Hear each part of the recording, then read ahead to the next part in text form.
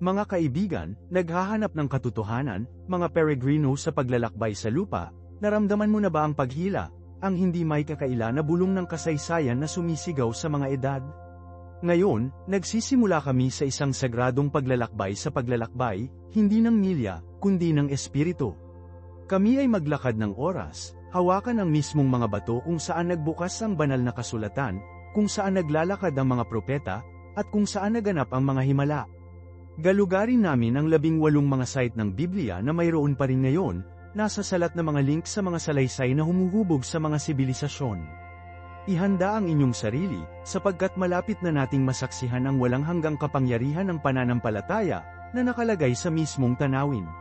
Simulan natin ang aming paglalakbay sa Caesarea Maritima, isang lungsod na itinayo ni Herodes the Great, isang pangalan na sumasalamin sa parehong kadakilaan at intriga. Ang mga gawa ng mga apostol ay madalas na binabanggit ang nakagaganyak na port city na ito, isang masiglang hub kung saan nag-ugat ang unang iglesia, isang testamento sa walang tigil na pagkalat ng ebanghelyo. Larawan nito, ang nakagaganyak na pamilihan, ang maindayog na pag-crash ng mga alon laban sa baybayin, ang masidhing panalangin na tumataas mula sa mga puso ng mga mananampalataya, na sumasalamin sa mismong mga salita ni na Peter at Paul. Isipin ang bigat ng kasaysayan na nag-aayos sa iyo habang naglalakad ka sa mga sinaunang kalye, naramdaman ang mga tunog ng kanilang pananampalataya, kanilang mga pakikibaka, ang kanilang mga tagumpay. Hindi lamang ito kasaysayan, ito ay isang buhay na testamento sa walang hanggang kapangyarihan ng pananampalataya, isang pananampalataya na lumampas sa mga imperyo at patuloy na nagbibigay inspirasyon sa pag-asa ngayon. Kung paanong tinawag si Jeremias sa hula, bago kita nabuo sa sinapupunan ay kilala kita, Jeremias Kapitulo 1 versikulo 5, gayon din ay tinawag din nating kilalanin ang malalim na koneksyon sa pagitan ng ating kasalukuyang buhay at mga kaganapan na nagbukas sa mga sagradong lugar na ito. Ang aming susunod na paghinto ay magdadala sa amin sa tunnel ng Hezekiah sa Jerusalem, isang kamanghamanghang engineering at isang simbolo ng pagiging mapagkukunan at pananampalataya sa harap ng kahirapan. Isipin ang manipis na pagpapasya ni Haring Ezechias at ng kanyang mga tao, na walang tigil upang matiyak ang kanilang supply ng tubig, isang gawa ng pananaw na siniguro ang kaligtasan ng kanilang lungsod. Ito ay higit pa sa isang lagusan, ito ay isang testamento sa talino ng tao na ginagabayan ng banal na patunay. Ito ay isang malakas na paalala ng kahalagahan ng paghahanda at ang walang tigil na paniniwala sa kamay ng Diyos sa ating buhay. Ang mismong kilos ng paghuhukay sa pamamagitan ng bato, pulgada sa pamamagitan ng paghihirap ng pulgada, ay sumasalamin sa walang tigil na kalikasan ng pananampalataya, isang pananampalataya na nagtitiyaga kahit na sa pinakamadilim na panahon. Ang dumadaloy na tubig sa loob ay isang palaging paalala ng pagkakaloob ng Diyos, isang mapagkukunan ng buhay at pag-asa na patuloy na dumadaloy, na sumasalamin sa walang hanggang lakas ng pananampalataya. Pagkatapos, naglalakbay kami sa Armageddon, Har Megido, isang lugar na matarik sa hula at pag-asa. Ito ay hindi lamang isang lokasyon ng heograpiya, ito ay isang simbolo ng pangwakas na salungatan, ang panghuli labanan sa pagitan ng mabuti at masama. Habang ang eksaktong tiyempo ay nananatiling nakatakip, ang mismong pagkakaroon ng lugar na ito ay nagsisilbing isang makapangyarihang paalala ng panghuli tagumpay ng kabutihan, isang pangako na bamulong sa buong edad. Ito ay isang tawag upang manatiling mapagbantay, upang palakasin ang ating pananampalataya, at ihanda ang ating sarili para sa tunay na tagumpay na naghihintay sa tapat. Ang landscape mismo ay bulong ng mga epikong laban na nakipaglaban doon, isang tahimik na testamento sa walang hanggang pakikibaka sa pagitan ng ilaw at kadiliman. Ang lugar na ito, na nasusuklian ng makabuluhang kahalagahan, ay nagsisilbing isang malakas na paalala ng panghuli tagumpay ng kalooban ng Diyos. Mula sa madiskarteng taas ng Armageddon, bumaba tayo sa mapagpakumbabang baybayin ng dagat ng Galilea, isang lugar ng malalim na espiritual na kabuluhan. Ito ay hindi lamang isang lawa, ito ang yugto kung saan nagsagawa si Jesus ng mga himala, kung saan siya lumakad sa tubig, isang testamento sa kanyang banal na kapangyarihan. Ito ay kung saan tinawag niya ang kanyang unang mga alagad, na bumubuo ng mismong pundasyon ng kanyang ministeryo. Ang katahimikan ng mga tubig nito, ang malumanay na pagdaan ng mga alon laban sa baybayin lahat ay nagsasalita ng isang malalim na kapayapaan, isang katahimikan na sumasalamin sa banal na presensya na isang beses na graced ang mga baybayin na ito. Isipin ang bigat ng mga sandaling iyon, ang manipis na kadakilaan ng mga kaganapan na nagbukas dito, na humuhubog sa mismong kurso ng kasaysayan ng tao. Ito ay hindi lamang isang lugar, ito ay isang buhay na santuaryo, isang lugar kung saan ang pananampalataya ay maaaring mapatla, kung saan ang mga tunog ng mga turo ni Jesus ay sumasalamin pa rin. Dito, nakatayo tayo sa holy ground, na hawakan ang mismong tubig na nakasaksi sa paglalahad ng banal na kapangyarihan. At sa gayon ang aming paglalakbay ay nagsisimula, isang paglalakbay hindi lamang sa pamamagitan ng heograpiya, kundi sa pamamagitan ng pananampalataya, sa pamamagitan ng kasaysayan, at sa pamamagitan ng mismong puso ng salita ng Diyos. Patuloy ang aming paglalakbay, na humahantong sa amin sa sinaunang lungsod ng Jerusalem, isang lungsod na nakalagay sa mismong tela ng kasaysayan at pananampalataya. Ito ay hindi lamang isang lungsod ng bato at mortar, ito ay isang buhay na testamento hanggang sa mga siglo ng debosyon, sakripisyo, at walang tigil na paniniwala. Isipin ang paglalakad sa mga cobbled na kalye, naramdaman ang bigat ng kasaysayan sa ilalim ng iyong mga paa, ang mga tunog ng mga panalangin at hula na sumasalamin sa mga edad. Larawan ng Western Wall, ang huling natitirang vestige ng ikalawang templo, isang lugar kung saan ang hindi mabilang na mga panalangin ay umakyat sa langit, isang nasasalat na link sa isang mayaman at komplikadong nakaraan. Ang bawat bato ay nagbubulong ng mga kwento ng pag-asa, nababanat, at ang walang hanggang diwa ng isang tao na nakasalalay sa kanilang pananampalataya. Dito, sa loob ng puso ng Jerusalem, nahanap natin ang simbahan ng banal na sepulchre, isang site na pinaniniwala ang lokasyon ng pagpapako at muling pagkabuhay ni Jesus. Hindi lamang ito isang gusali, ito ay isang santuaryo, isang lugar ng malalim na espiritual na kahalagahan kung saan ang hindi mabilang na mga peregrino ay naghangad ng pag-iisa, lakas, at espiritual na pag-renew. Ang mismong hangin ay tila may bigat ng kasaysayan, ang palpable na pakiramdam ng pananampalataya na sumisid sa bawat sulok. Upang tumayo sa loob ng mga banal na pader nito ay maramdaman ang malalim na epekto ng mga kaganapan na naganap dito, ang mga kaganapan na humuhubog sa kurso ng sibilisasyong kanluranin. Ang manipis na kadakilaan ng pananampalataya na nagpapanatili ng lugar na ito sa loob ng maraming siglo ay tunay na nakakagulat. Mula sa mga sagradong site ng Jerusalem, pinaihit namin ang ating tingin hanggang sa malawak na kalawakan ng disyerto ng Negev, isang tanawin na tila baog ngunit napapuno ng katatagan at nakatagong kagandahan. Hindi lamang ito isang disyerto, ito ay isang krus na kung saan ang pananampalataya ay nasubak at pinalakas, isang lugar kung saan ang diwa ng kaligtasan ng buhay ay sumunog sa maliwanag. Isipin ang mga sinaunang pag-areglo ng nabatayan na inukit sa mukha ng bato, mga testamento sa talino ng tao at kakayahang umangkop. Ang mga ito ay hindi lamang tirahan, ang mga ito ay mga katibayan ng pananampalataya, mga bika ng pag-asa sa isang malupit at hindi nagpapatawad na kapaligiran. Ang mismong pagkakaroon ng mga pag-aayos na ito ay nagsasalita ng dami tungkol sa kapangyarihan ng pananampalataya upang malampasan ang kahirapan, upang mabago ang tila imposible sa isang testamento sa pagbabata ng tao. Ang disyerto, sa napakagandang kagandahan nito, ay sumasalamin sa mga pagsubok at pagdurusa na kinakaharap natin sa ating sariling buhay. Ito ay nagpapaalala sa atin na ang pananampalataya, tulad ng isang bulaklak ng disyerto, ay maaaring mamulaklak kahit na sa mga pinakamabangong kondisyon. Ang pagiging matatag ng mga tao sa disyerto, ang kanilang walang tigil na pananampalataya sa harap ng kahirapan, ay nagsisilbing isang malakas na paalala na kahit na sa pinakamadilim na panahon, ang pag-asa ay nagtitiis. Ang tahimik na kadakilaan ng tanawin ay nag-aanyaya sa introspection, na nag-uudyok sa atin na sumasalamin sa ating sariling paglalakbay ng pananampalataya at ang lakas na nahanap natin sa pagkakaroon ng Diyos. Ang kalawakan ng disyerto, na tila walang katapusang at hindi mapagpatawad, sa huli ay naghahayag ng isang malalim na kagandahan, isang testamento sa walang hanggan na katangian ng nilikha ng Diyos at ang walang hanggang kapangyarihan ng pananampalataya. Ito ay hindi lamang isang disyerto, ito ay isang tanawin ng pananampalataya, isang krus ng espiritu, isang lugar kung saan nasubak at pinino ang espiritu ng tao. At sa gayon, mula sa napakagandang kagandahan ng Negev, naglalakbay kami sa hilaga, patungo sa mayabong na crescent, isang lupain na pinagpala ng kasaganaan at na-cradled ng mga sinaunang ilog.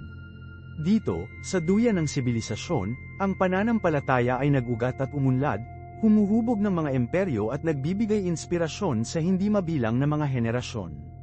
Isaalang-alang ang sinaunang lungsod ng Jericho, ang mga dingding nito ay sumasabay sa mga bulong ng mga salaysay sa Biblia, isang testamento sa kapangyarihan ng pananampalataya upang ilipat ang mga bundok, kapwa literal at metaphorically. Isipin ang manipis na katapangan ng mga Israelita, ang kanilang walang tigil na paniniwala sa pangako ng Diyos na nagpapalabas ng kanilang tila imposible na pagsakop. Si Jericho ay hindi lamang isang pagkawasak, ito ay isang simbolo ng hindi nagbabago na pananampalataya na pagtagumpayan ang tila hindi mababawas na mga logro. Ito ay isang paalala na kahit na ang pinakamalakas na mga istruktura ay maaaring gumuho bago ang walang tigil na kapangyarihan ng paniniwala. Ang paglipat pa sa Hilaga, nakatagpo kami ng dagat ng Galilea, isang matahimik na katawan ng tubig na nakasaksi ng hindi mabilang na mga himala at inspirasyon na hindi mabilang na mga gawa ng debosyon. Ang mismong tubig ay tila kumikinang sa mga turo ng mga turo ni Jesus, ang kanyang mga himala, ang kanyang malalim na epekto sa mundo. Hindi lamang ito lawa, ito ay isang buhay na testamento sa pananampalataya, pag-asa, at ang pagbabagong anyo ng kapangyarihan ng banal na interbensyon. Isipin ang mga mangingisda, ang kanilang simpleng buhay na naantig sa pambihirang presensya ni Jesus, ang kanilang pananampalataya ay pinalakas ng kanyang mga turo at kanyang mga aksyon. Ang kanilang buhay, ang kanilang mga kwento, ay sumasalamin sa mga edad, isang palaging paalala ng malalim na epekto ng pananampalataya ay maaaring magkaroon ng karanasan sa tao. Ang kalma daw ng tubig ay sumasalamin sa kapayapaan na nagmumula sa walang tigil na pananampalataya, isang katahimikan na lumampas sa mga bagyo sa buhay. Pagkatapos ay mayroong Mount of Olives, isang lugar ng malalim na espiritual na kabuluhan, na tinatanaw ang lungsod ng Jerusalem. Mula sa puntong ito ng vantage, ang isang tao ay maaaring tunay na pinahahalagahan ang lalim at lawak ng kasaysayan ng Jerusalem, ang mga sagradong site nito, at ang walang katapusang kapangyarihan ng pananampalataya na nagpapanatili nito sa mga siglo ng salungatan at pagbabago. Ito ay hindi lamang isang bundok, ito ay isang lugar ng pagmumuni-muni, isang lugar kung saan ang mga panalangin ay umakyat sa langit para sa millennia. Ang panoramic view ay nag-aanyaya sa introspection, isang sandali upang pagnilayan ang paglalakbay ng pananampalataya, ang mga hamon na kinakaharap, at ang walang tigil na lakas na matatagpuan sa harapan ng Diyos. Ang mga puno ng oliba, sinaunang at nababanat, ay tumayo bilang tahimik na mga saksi sa paglipas ng oras, ang kanilang mga ugat na malalim na naka-embed sa lupa, katulad ng ating pananampalataya ay dapat na nakaugat sa ating mga puso. Ang mismong hangin ay tila may bigat ng kasaysayan at ang kapangyarihan ng panalangin. Ang tumayo sa bundok ng mga olibo ay upang kumonekta sa isang bagay na sinaunang, isang bagay na malalim na espiritual.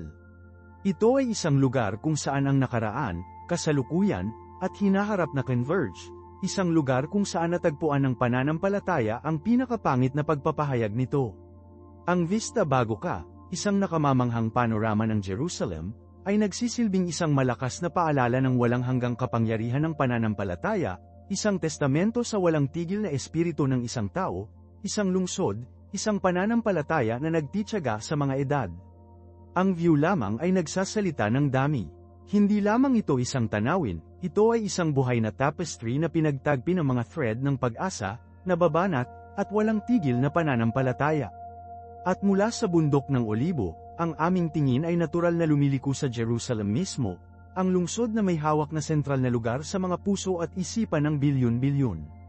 Ito ay isang lungsod na matarik sa kasaysayan, isang lungsod ng tatlong mga pananampalataya, isang lungsod na nakasaksi sa mga tagumpay at trahedya, mga panahon ng kapayapaan at mga panahon ng malalim na salungatan. Gayunpaman, sa pamamagitan ng lahat, ang espiritu ng pananampalataya ay nagtitiis, isang nababanat na apoy na nasusunog ng maliwanag laban sa hangin ng kahirapan. Maglakad sa mga cobbled na kalye ng lumang lungsod, at mararamdaman mo ang bigat ng mga siglo na pinipilit sa iyo, ang mga tunog ng mga panalangin at hula na sumasalamin sa mismong mga bato sa ilalim ng iyong mga paa.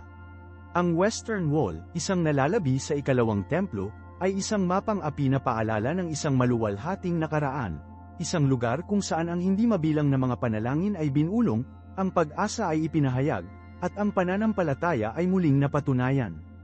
Ang mga bato mismo ay tila humihingal sa kolektibong pananampalataya ng mga henerasyon, isang palpable na enerhiya na nag-uugnay sa iyo sa isang linya na lumalawak sa likod ng millennia. Isaalang-alang ang Via Dolorosa, ang landas na si Jesus ay pinaniniwala ang lumakad papunta sa pagpapako sa krus. Ang bawat hakbang na kinuha sa sinaunang ruta na ito ay isang hakbang sa kasaysayan, isang hakbang sa puso ng pananampalataya, isang hakbang patungo sa pag-unawa sa malalim na sakripisyo na ginawa sa pangalan ng pag-ibig at pagtubos. Ito ay isang paglalakbay ng pagmuni-muni, isang paglalakbay ng introspection, isang paglalakbay na nagbibigay daan sa amin upang kumonekta sa pagdurusa, pagiging matatag, at ang tunay na tagumpay ng pananampalataya. Ang kapaligiran ay makapal na may solemna, isang palpable na pakiramdam ng paggalang na sumasaklaw sa iyo habang tinatabik mo ang sagradong landas na ito. Ito ay higit pa sa isang kalye, ito ay isang paglalakbay sa banal na lugar, isang paglalakbay ng kaluluwa. At pagkatapos, syempre, mayroong simboryo ng bato, isang nakamamanghang istruktura na nakatayo bilang isang testamento sa walang katapusang kapangyarihan ng pananampalataya sa Islam.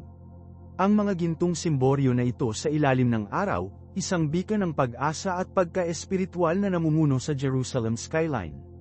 Ang masalimuot na mga mosaic nito, ang matikas na arkitektura nito, ang manipis na kadakilaan nito lahat ay nagsasalita sa malalim na pananampalataya at kasanayan sa sining ng isang sibilisasyon na humuhubog sa mundo sa malalim na paraan. Ito ay simbolo ng pananampalataya, isang simbolo ng kagandahan, simbolo ng pagiging matatag, at isang palaging paalala ng ibinahaging kasaysayan at ibinahagi ang espiritual na pamana ng pambihirang lungsod na ito. Nakatayo sa harap nito, maramdaman ng isang tao ang bigat ng kasaysayan, ang kapangyarihan ng paniniwala, at ang walang hanggang lakas ng espiritu ng tao. Ito ay hindi lamang mga lokasyon ng heograpiya, ang mga ito ay mga espiritual na touchstones, mga lugar na sumasalamin sa pinakamalalim na hangarin at paniniwala ng sangkatauhan. Ang mga ito ay kung saan ang pananampalataya ay hindi lamang isang paniniwala, ngunit isang buhay na karanasan, isang nasasalat na puwersa na humuhubog sa buhay, pamayanan, at mismong tanawin.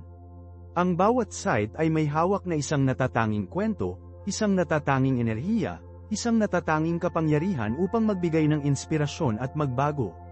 Upang tunay na maunawaan ang kapangyarihan ng pananampalataya, dapat maranasan ng isang lugar ang mga lugar na ito, maramdaman ang kanilang enerhiya, at payagan ang sarili na ilipat sa pamamagitan ng kanilang malalim na kabuluhan.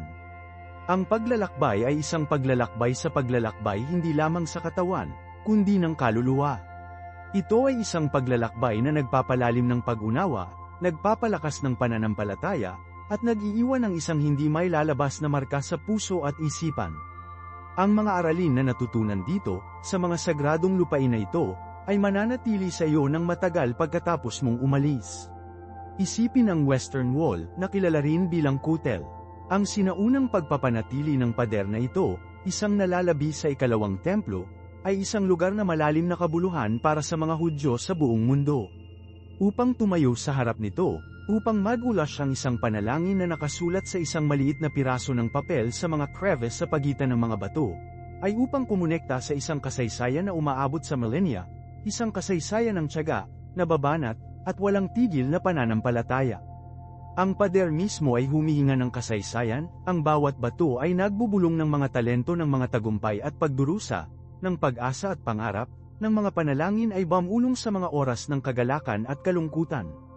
Ang manipis na dami ng mga panalangin, ang kolektibong pagnanasa para sa kapayapaan at koneksyon sa banal, ay lumilikha ng isang halos maputik na enerhiya, isang malakas na hamina ng pananampalataya na sumasalamin ng malalim sa loob ng kaluluwa. Makakakita ka ng mga tao sa lahat ng edad, mula sa lahat ng mga kalagayan ng buhay, nagkakaisa sa kanilang debosyon, ang kanilang mga mukha ay may kapansanan, ang kanilang mga puso ay umaapaw sa pag-asa. Ito ay isang lugar ng tahimik na pagmumuni-muni, isang lugar ng malalim na koneksyon, isang lugar kung saan ang bigat ng kasaysayan ay sama-sama sa pagdali ng personal na pananampalataya. Ito ay isang malakas na paalala na ang pananampalataya ay hindi isang nag-iisa na hangarin, ito ay isang ibinahaging karanasan, isang kolektibong paglalakbay na nagbubuklod ng mga henerasyon ng magkasama sa buong oras at espasyo. Ang mga tunog, ang mga tanawin, ang kapaligiran nito ay isang pandama na karanasan na magpakailanman ay may etched sa iyong memorya. At isaalang-alang ang simbahan ng banal na sepulchre, isang site na pinaniniwalaan na sumasaklaw sa parehong mga site ng paglibing at libing ni Hesukristo. Ang simbahang ito, isang komplikadong mga kapilya at dambana na itinayo sa loob ng maraming siglo, ay isang buhay na testamento sa walang hanggang kapangyarihan ng pananampalataya ng Kristiyano. Ang manipis na bigat ng kasaysayan sa loob ng mga pader ay napakalawak.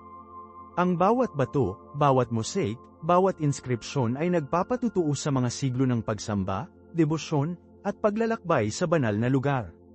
Ang hangin sa loob ay makapal na may insenso at ang pagbulong ng mga panalangin, isang palaging huminta ng debosyon na binibigyang diin ang kahalagahan ng banal na lupa na ito.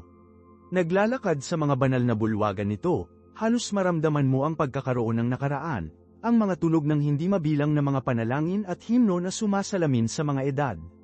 Ang emosyonal na epekto ay malalim, isang malakas na paalala ng mga sentral na pamagat ng Kristyanismo, sakripisyo, pagtubos, at pag-asa ng buhay na walang hanggan. Ito ay isang lugar kung saan ang pananampalataya ay hindi lamang isang paniniwala, ngunit isang palpable, nasa salat na puwersa, isang buhay, pagkakaroon ng paghinga na nakakaantig sa mismong kaluluwa. Ang paglalakbay sa pamamagitan ng simbahang ito ay isang paglalakbay sa pamamagitan ng puso ng pananampalataya ng Kristiyano, isang paglalakbay na nagpapalalim ng pag-unawa at pinalakas ang mga espiritual na bono na kumukonekta sa mga mananampalataya sa buong mundo. Ang mga sagradong site na ito, ang mga lugar na ito ng pagsamba, ay hindi lamang mga monumento, sila ay nabubuhay, mga entidad sa paghinga, masiglang hubs ng pananampalataya, pag-asa, at koneksyon sa espiritu. Ang mga ito ay mga lugar kung saan nakaraan, ang kasalukuyan, at ang hinaharap na intertwine, kung saan ang kasaysayan, pananampalataya, at pagka-espiritual ay nakikipagtagpo upang lumikha ng isang karanasan na lumilipas sa karaniwan. Ang mga ito ay mga lugar na hamon ang ating pag-unawa sa pananampalataya, pagpilit sa atin na harapin ang ating sariling mga paniniwala at halaga, at isaalang-alang ang malalim na epekto ng pananampalataya at patuloy na mayroon sa mundo. Ang mga ito ay mga lugar na humihiling ng pagmuni-muni, introspection, at isang pagpayag na makisali sa pagiging komplikado ng espiritualidad ng tao. Ang mga ito ay, sa esensya, isang paglalakbay sa kaluluwa, isang paglalakbay na mag-iiwan ng isang hindi malalayong marka sa iyong puso at isipan, na hinuhubog ang iyong pag-unawa sa pananampalataya sa mga darating na taon. Ito ay isang paglalakbay ng pagtuklas, hindi lamang sa mga lokasyon ng heograpiya, ngunit sa mismong kakanyahan ng pananampalataya mismo. At huwag nating kalimutan ang mas maliit, hindi gaanong binisita ng mga simbahan, ang mga nakatagong kapilya na nakalagay sa tahimik na sulok ng mundo. Ang mga lugar na ito, na madalas na hindi napapansin ng mga pulutong ng mga turista, ay nagtataglay ng isang natatanging kagandahan at espiritual na pagpapalagayang loob.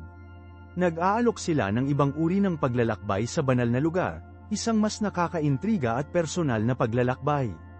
Isipin ang isang maliit na bato na kapilya na nakasaksi sa isang burol ng hangin, na tinatanaw ang isang malawak, nakamamanghang tanawin. Ang katahimikan sa loob ay nasira lamang sa pamamagitan ng bulong ng hangin at paminsan-minsang chirp ng isang ibon. Ang pagiging simple ng setting, ang napakagandang kagandahan ng paligid, ay lumilikha ng isang puwang para sa malalim na pagmumuni-muni at koneksyon sa banal. Dito, hinubad ang kadakilaan ng mas malaking katedral, ipinahayag ng pananampalataya ang purong form nito isang tahimik, hindi mapagpanggap na debosyon, isang malalim na personal na koneksyon sa pagitan ng individual at sagrado. Ito ay sa mga tahimik na puwang na ang tunay na kakanyahan ng pananampalataya ay madalas na nagpapakita ng sarili ng napakalakas. Mag-isip tungkol sa epekto ng iba't ibang mga karanasan na ito. Ang nakagaganyak na enerhiya ng Western Wall, ang solemn na napaggalang sa simbahan ng banal na sepulchre, ang mapayapang pag-iisa ng maliit na kapilya ng burol bawat isa ay nag-aalok ng isang natatanging pananaw sa pananampalataya, bawat isa ay nagpayaman sa ating pag-unawa sa sarili nitong paraan. Ang mga pagkakaiba ay hindi mga pagkakasalungatan, ngunit sa halip na mga facet ng isang multifaceted na hiyas, bawat isa ay sumasalamin sa ibang ilaw, ang bawat isa ay nag-aambag sa pangkalahatang ningning. Ito ang pagkakaiba-iba ng mga karanasan na ito na ginagawang reward ang paglalakbay, kaya nagpayaman. Hindi lamang ito tungkol sa pag-iwas sa mga site sa isang checklist, ito ay tungkol sa pagpapahintulot sa iyong sarili na mabago ng kapangyarihan ng lugar, sa pamamagitan ng bigat ng kasaysayan, sa pamamagitan ng nakamamatay na pagkakaroon ng pananampalataya. Isaalang-alang din ang elemento ng tao. Sa bawat isa sa mga site na ito, nakatagpo ka ng mga tao mula sa lahat ng mga kalagayan ng buhay, na pinagsama ng isang karaniwang thread ang kanilang pananampalataya. Nasasaksihan mo ang kanilang debosyon, ang kanilang mga dalangin, ang kanilang mga pagpapahayag ng pag-asa at kawalan ng pag-asa.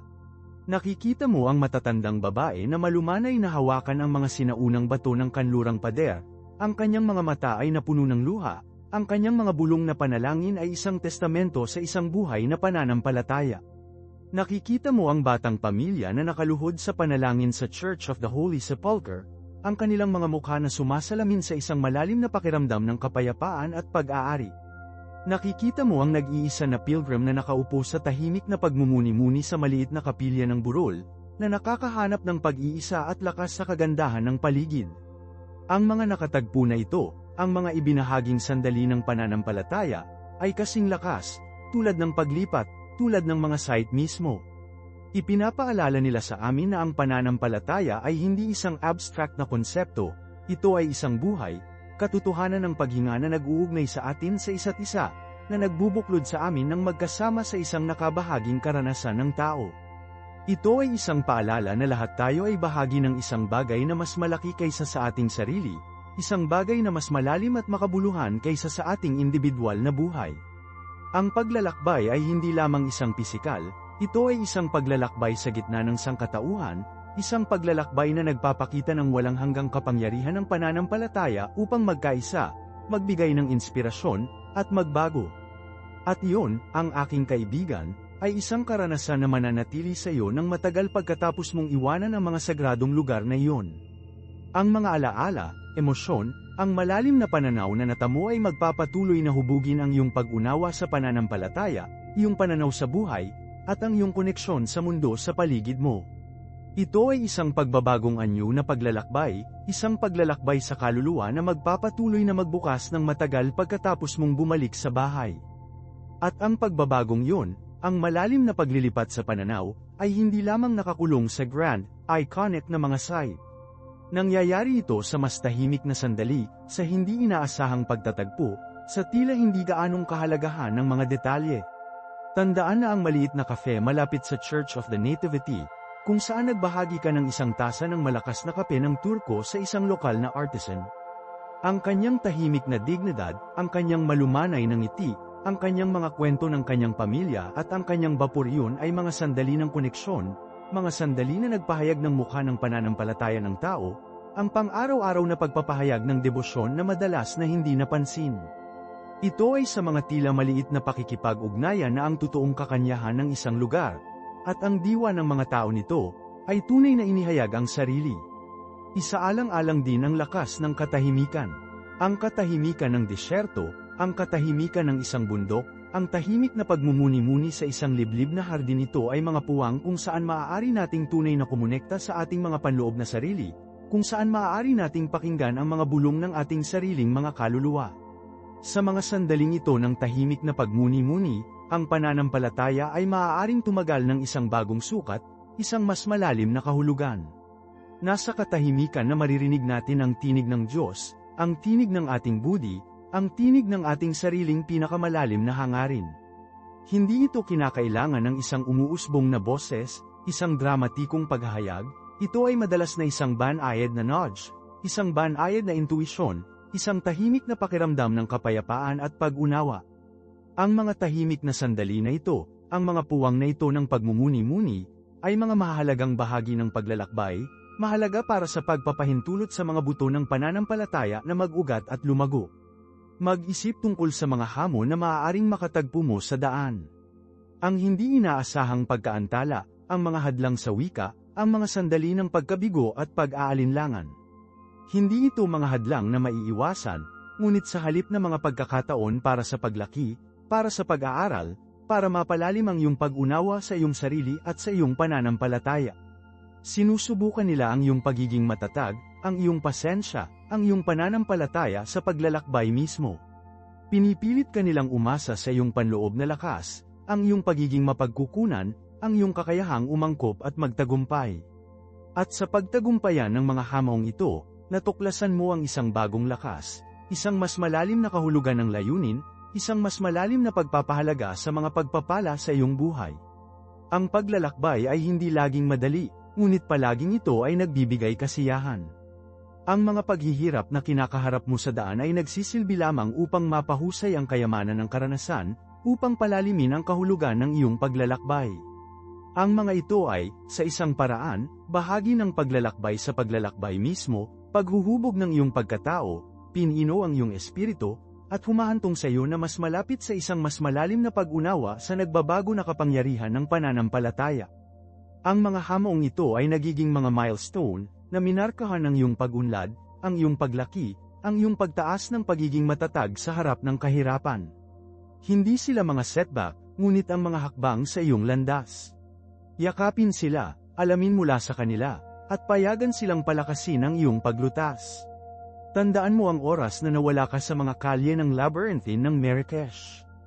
Ang paunang gulat, ang pakiramdam ng pagiging lubos na disorient, ang pagkabigo ng hindi pag-unawa sa wika, lahat ito ay bahagi ng karanasan. Ngunit pagkatapos, hindi inaasahan, natitisod ka sa isang nakatagong patio, isang tahimik na oasis ng kalmado sa gitna ng nakagaganyak na kaguluhan. Ang amoy ng mga orange na bulaklak ay napuno ang hangin, ang tunog ng tubig na dumadaloy mula sa isang bukal ay lumikha ng isang nakapapawi na himig, at ang init ng araw sa iyong balat ay nagdala ng kapayapaan.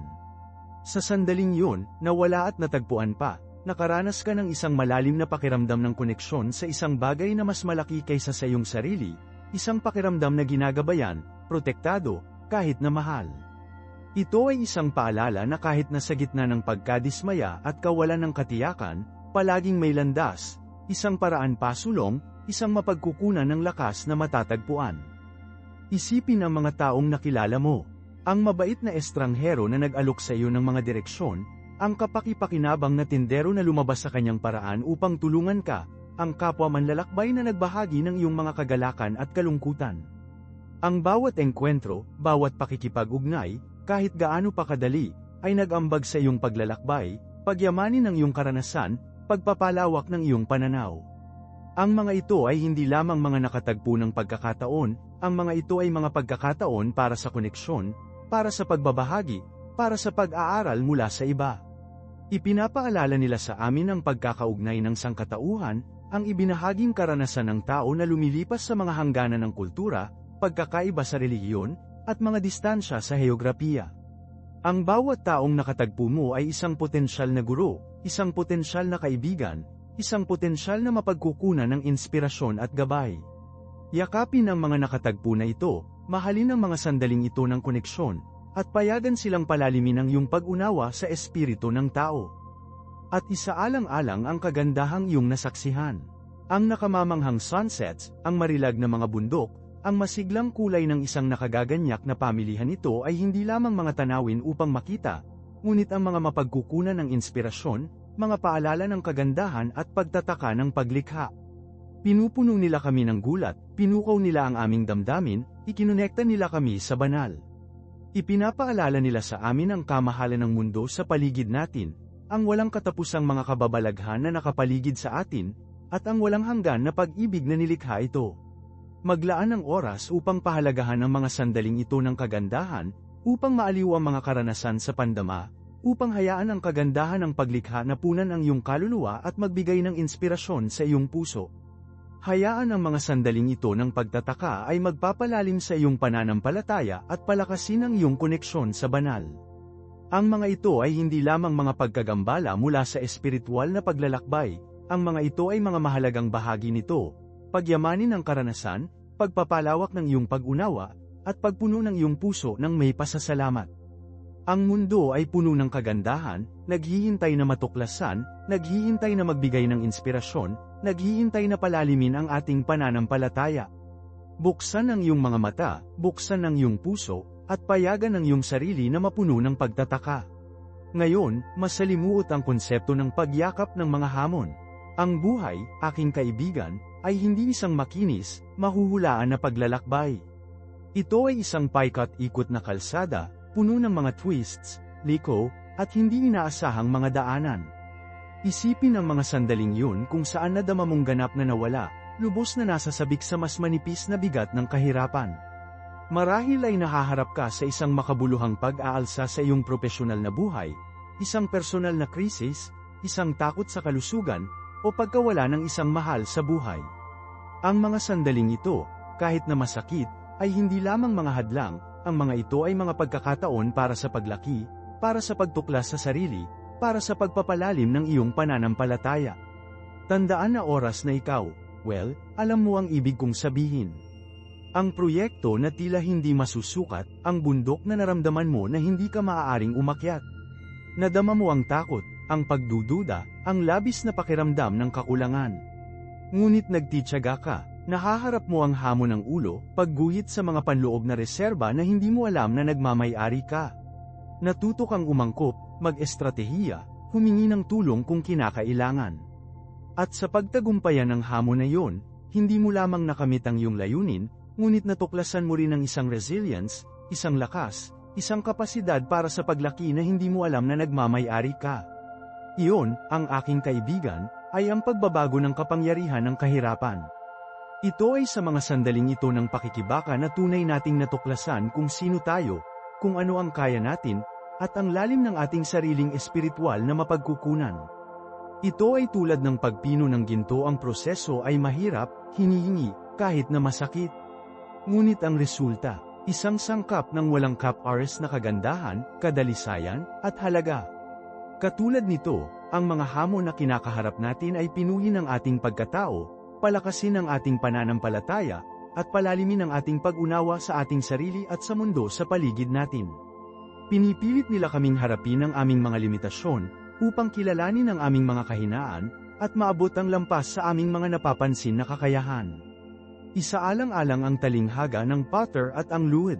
Ang luwad, sa una ay walang porma at hindi nilinis, ay sumasailalim sa isang mahigpit na proseso ng paghuhubog, paghuhulma, at pagpapaputok. Ito ay isang proseso na nangangailangan ng pasensya, kasanayan, at isang pagpayag na matiis ang init.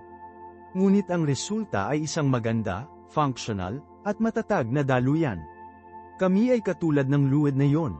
Ang mga hamon sa buhay ay ang mga kamay ng Potter, humuhubog at humuhubog sa amin, pinino tayo, naghahanda sa atin para sa ating tunay na layunin. Yakapin ang proseso, tiwala sa Potter, at alam na kahit sa gitna ng apoy, ikaw ay binabago sa isang bagay na maganda at nagtitiis. Huwag mahiya palayo sa init, hayaan itong pinuhin ka, palakasin ka, at ihanda ka para sa obra maestra na nakalaan ka upang maging. Tandaan, ang pinakamagagandang piraso ay madalas na ang mga nagtitiis sa pinakamatinding init. At ito ay hindi lamang ilang abstract na pilosopikal na konsepto, aking kaibigan. Ito ay tungkol sa mismong tela ng iyong buhay, ang mismong kakanyahan ng iyong pagkatao.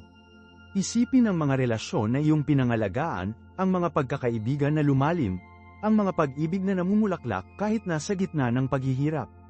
Ang mga koneksyon na ito, na hinuhulaan sa ipinapako ng ibinahaging karanasan, ay madalas na pinakamalakas, ang pinaka-nagtitiis. Hindi sila itinayo sa kadalian at ginhawa, ngunit sa suporta sa isa't isa, pag-unawa, at isang ibinahaging paglalakbay sa mga hindi maiiwasang bagyo sa buhay. Tandaan na ang oras na sinuportahan mo ang isang kaibigan sa pamamagitan ng isang mahirap na diborsyo. O marahil isang kasamahan na nag-navigate sa isang krisis sa karera. Sa pag-alok ng iyong suporta, ang iyong pakikiramay, hindi mo lamang tinulungan sila, ngunit pinalakas mo rin ang iyong sariling katatagan, pinalalim ang iyong pakikiramay, at pinalawak ang iyong kapasidad para sa pag-ibig. Ang mga gawaing ito ng serbisyo, ang mga sandaling ito ng ibinahaging kahinaan, ay ang mga bloke ng gusali ng isang makabuluhang buhay. Sila ang mortar na nagbubuklod sa mga brick ng ating pag-iral ng magkasama, na lumilikha ng isang istruktura na kapwa malakas at maganda. At huwag nating kalimutan ang mga natutunan na aralin. Ang mga pagkakamali na nagawa, ang mga landas na hindi kinuha, ang mga pagpipilian na humantong sa hindi inaasahang mga kinalabasan. Hindi ito mga pagkabigo, aking kaibigan, napakahalaga ng mga ito sa mga karanasan sa pag-aaral. Ang mga ito ay ang mga stepang na bato sa landas patungo sa karunungan, ang mga gabay na nagpapaliwanag sa daan pasulong. Ang bawat natitisod, bawat pag-aalsa, ang bawat napansin na pagkabigo ay isang pagkakataon para sa pagmuni-muni, para sa paglaki, para sa isang mas malalim na pag-unawa sa iyong sarili at sa mundo sa paligid mo. Yakapin ang mga sandaling ito ng pag-aaral, sapagkat sila ang mga buto ng tagumpay sa hinaharap. Suriin ang mga ito, alamin mula sa kanila, at payagan silang hubugin ka sa isang mas marunong, mas mahabagin, at mas nababanat na individual. Huwag matakot ang mga aralin na natutunan sa pamamagitan ng kahirapan, yakapin sila bilang napakahalagang mga regalo na tunay na sila. Ang mga ito ay ang compass na gumagabay sa iyo patungo sa iyong truest self, ang landas sa pagtuklas sa sarili ay bihirang isang tuwid na linya, ito ay isang paikat-ikot na kalsada, puno ng twists at lumiliko, ngunit ang bawat pagliko ay nagdadala sa iyo ng mas malapit sa iyong patutunguhan. Tiwala sa proseso, magtiwala sa iyong sarili, at tiwala sa pagbabago ng kapangyarihan ng kahirapan. Ang paglalakbay mismo, kasama ang lahat ng mga hamon at tagumpay nito, ay ang pangwakas na gantimpala. Kaya, anong mga hamon ang matapang mong harapin ngayon?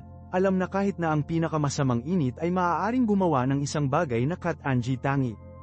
Huwag kalimutan na mag-subscribe, pindutin ang notification bell upang hindi mo makaligtaan ang aming susunod na video sa pagyakap sa kahinaan, at ipagpatuloy natin ang pag-uusap na ito sa mga komento sa ibaba. Hanggang sa susunod na oras, ito ay Marco, nais mong lakas at karunungan sa iyong paglalakbay.